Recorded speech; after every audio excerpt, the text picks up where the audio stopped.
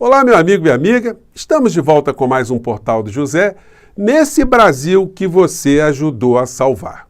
E quando eu digo isso, não é força de expressão, não. Eu tenho consciência absoluta que uma pessoa como você, que se preocupa com a vida política do nosso país, que se preocupa com o próximo, você que discute economia, discute as coisas do cotidiano, você que quando chega em período eleitoral, você ganha um voto aqui, você esclarece uma pessoa acolá, você evita que uma pessoa desperdice o seu voto na mão ou indo na direção de um criminoso, você ajuda a salvar muitas coisas. Aqui no Brasil, você ajudou, em 2022, a paralisar uma espiral de violência insana que estava institucionalizada aqui no poder do nosso país e que hoje, se essa gente ainda estivesse no poder, tornaria o nosso país numa barbárie institucionalizada.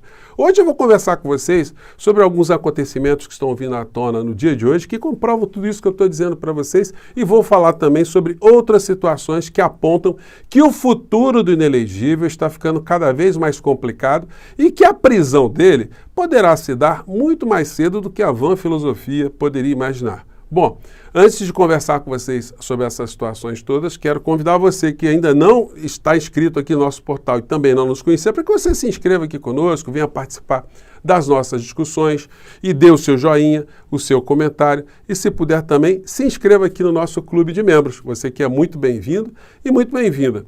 Então, gente, como eu disse para vocês aqui na nossa abertura, não é força de expressão quando eu traço, né, esse cenário todo que eu comentei aqui com vocês. Aqui no portal, quando eu lia todos os comentários aqui no ano de 2022, o nível de virulência de pessoas que faziam comentários aqui, pessoas alinhadas ao bolsonarismo, era muito grande. O nível de ameaças, de frases insanas, de desrespeito, de falta de educação, era uma coisa assim chocante. Ainda acontece isso em alguns remanescentes aí, depois de tudo que aconteceu, porque eles viram o que a lição que a democracia pode dar em pessoas que estão tentando exatamente solapá-las, né? Pois bem, então a situação estava muito complicada. E quando a gente vê algumas outras iniciativas que estavam sendo tomadas concretamente no governo Bolsonaro, aí a gente tem que ficar com os olhos bem abertos, né? Eu vou falar disso, mas hoje eu tenho aqui também mais alguns complementos de situações que eu tratei com vocês no nosso encontro anterior, né? Coluna aqui do Estadão do Marcelo Godoy. Depoimento de general é visto como tiro de misericórdia em Bolsonaro e o fim da agonia do Exército. Ao confirmar a minuta do golpe, Freire Gomes entregou à Polícia Federal informações contra o ex-presidente com o peso de terem sido fornecidas por quem comandou a Força Terrestre. Então, gente, não é apenas o peso de um general, mas um general que estava no topo da carreira, alguém que estava ali com as informações todas da força. E aí, de fato, ele teve um papel fundamental no meio dessa história toda. O Bolsonaro, ele ficou ruminando a tentativa de golpe até o dia que ele viajou, né, ou que ele fugiu, melhor dizendo, com a cumplicidade das instituições do Ministério Público Federal, a senhora Lindora Araújo.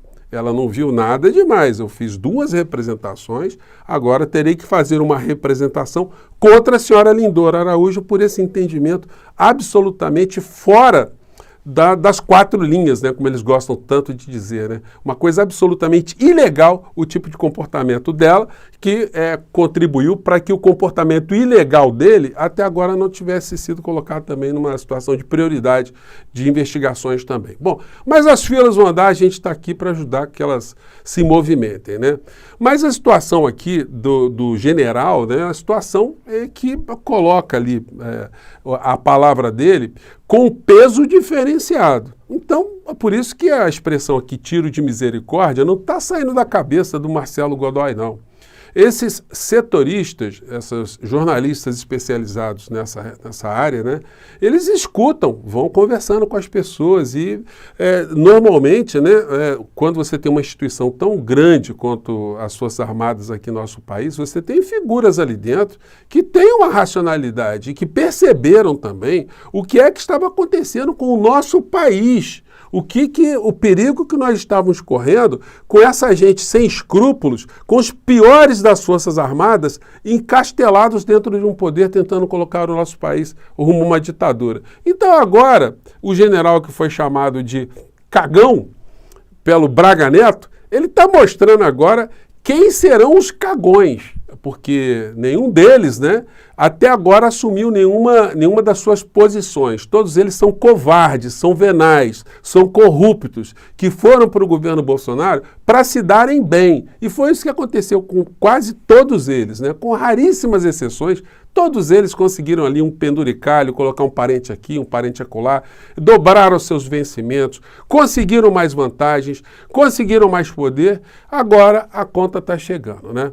Então, essa é uma situação que está complicando bastante a figura do inelegível. E aí o seguinte, né? Quando ele fazia discurso aqui no nosso país pelo armamentismo, não era para defesa pessoal. Era justamente para transformar o Brasil nessa balbúrdia, num milicianato, né, institucionalizado. As matérias de hoje são chocantes. 94 mortos compraram mais de 16 mil munições para armas de fogo durante o governo Bolsonaro. Dados constam em auditoria sigilosa do TCU e abrange período da gestão do ex-presidente, quando acesso ao armamento foi afrouxado. Exército não comenta. Outra notícia nessa mesma direção. CACs. Exército liberou armas para 5.200 condenados por tráfico de drogas e outros crimes. TCU fez raio-x sobre o controle de armamento pelos militares e apontou também autorizações para pessoas cumprindo penas por crimes diversos e com mandado de prisão em aberto. Força não comenta. Gente, vejam a inundação de armas que o Brasil recebeu. E, como eu disse para vocês agora, né, não foi para defesa pessoal, não. O Bolsonaro estava querendo colocar os insanos, esses virulentos, essa ignorância empoderada, com mais armas. E aí, de fato, nós corremos aqui no nosso país um risco gigantesco se essas figuras tivessem conseguido permanecer mais 4 anos no poder aqui no nosso país. Porque nessa espiral, quando o violento, o insano, ele ganha mais um embalo, ele consegue se sentir mais fortalecido, mais impune, aí eles perdem completamente qualquer limite, porque eles já não estavam respeitando limites alguns, enquanto a figura do inelegível estava no poder. Então vocês conseguem imaginar o que poderia acontecer com o nosso país? Então não é força de expressão, não.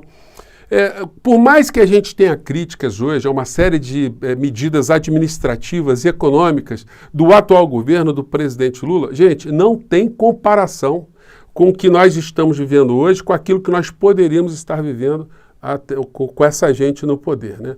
Um governo democrático, a gente pode criticar, a gente pode fazer sugestões, a gente pode denunciar, porque a gente sabe que não vai acontecer absolutamente nada com a gente por exercer o nosso direito democrático de cidadão. Mas nesse mundo que a gente teve muito próximo de mergulhar, a situação complicada, né? Essas matérias aqui, elas não dão conta para a gente dos números absurdos de pessoas que tinham armas e que foram compradas dentro desse sistema paralegal e dentro dos que compraram também do sistema legal, que tiveram armas furtadas. Gente, um negócio absurdo. Quase 1/3 das pessoas que compraram armas simplesmente tiveram armas furtadas. Foram à delegacia e fizeram um boletim de ocorrência que as armas foram furtadas. Evidentemente, essas armas foram negociadas. Ficou uma balbúrdia gigantesca aqui no nosso país, né?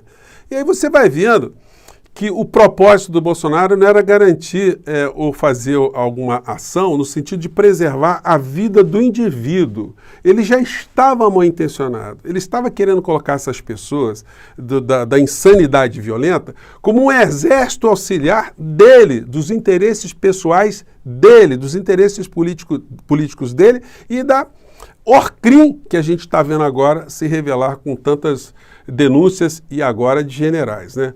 Bom, em dado momento lá no cercadinho, o Bolsonaro mandou essa aqui, se você ainda tem dúvidas, né? Vamos lá. Tem que todo mundo comprar fuzil, pô. Povo armado jamais será escravizado. Então, vocês vejam aqui, né?